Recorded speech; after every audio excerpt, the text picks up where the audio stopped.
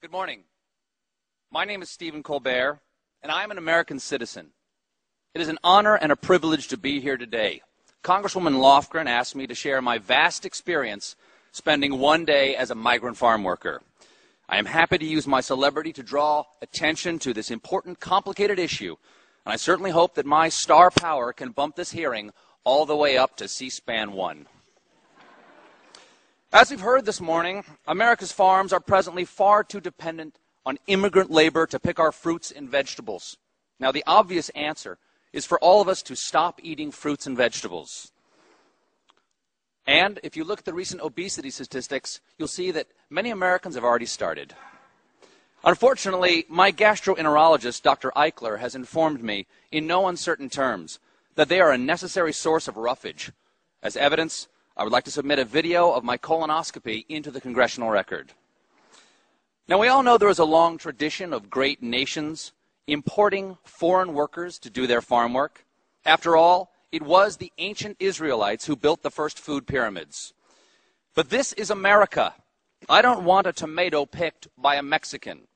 I want it picked by an American, then sliced by a Guatemalan, and served by a Venezuelan in a spa where a Chilean gives me a Brazilian. Because my great-grandfather did not travel across 4,000 miles of the Atlantic Ocean to see this country overrun by immigrants. He did it because he killed a man back in Ireland. That's the rumor. I don't know if that's true. I'd like to have that stricken from the record.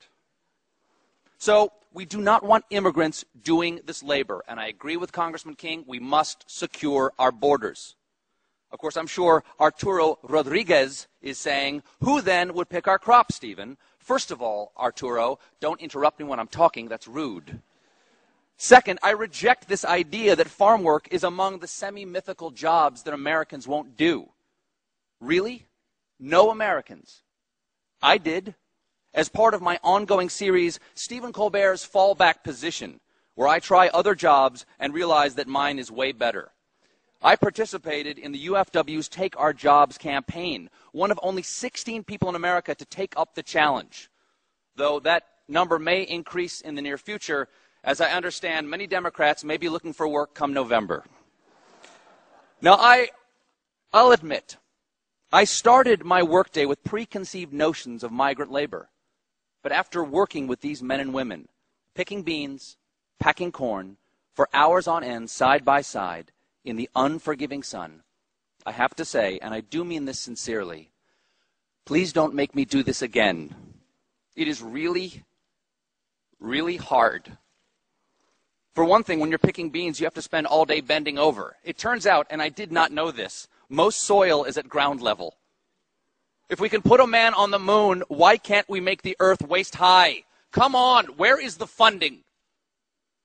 This brief experience gave me some small understanding of why so few Americans are clamoring to begin an exciting career as seasonal migrant field worker. So what's the answer? I'm a free market guy. Normally, I would leave this to the invisible hand of the market, but the invisible hand of the market has already moved over 84,000 acres of production and over 22,000 farm jobs to Mexico and shut down over 1 million acres of U.S. farmland due to lack of available labor. Because apparently, even the invisible hand doesn't want to pick beans. Now, I'm not a fan of the government doing anything. But I've got to ask, why isn't the government doing anything? Maybe this ag jobs bill would help. I don't know. Like most members of Congress, I haven't read it. But maybe we could offer more visas to the immigrants who, let's face it, maybe we could offer more visas to the immigrants who, let's face it, will probably be doing these jobs anyway.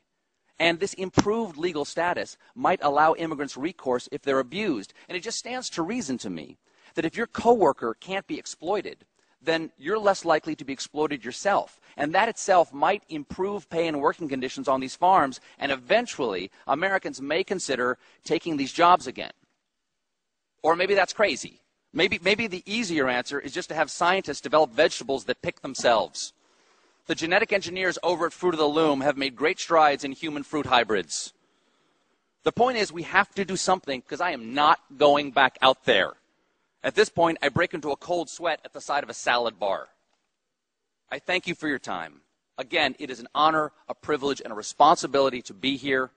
I trust that following my testimony, both sides will work together on this issue in the best interest of the American people, as you always do. I'm now prepared to take your questions and/or pose for pictures with your grandchildren. I yield the balance of my time. USA #1.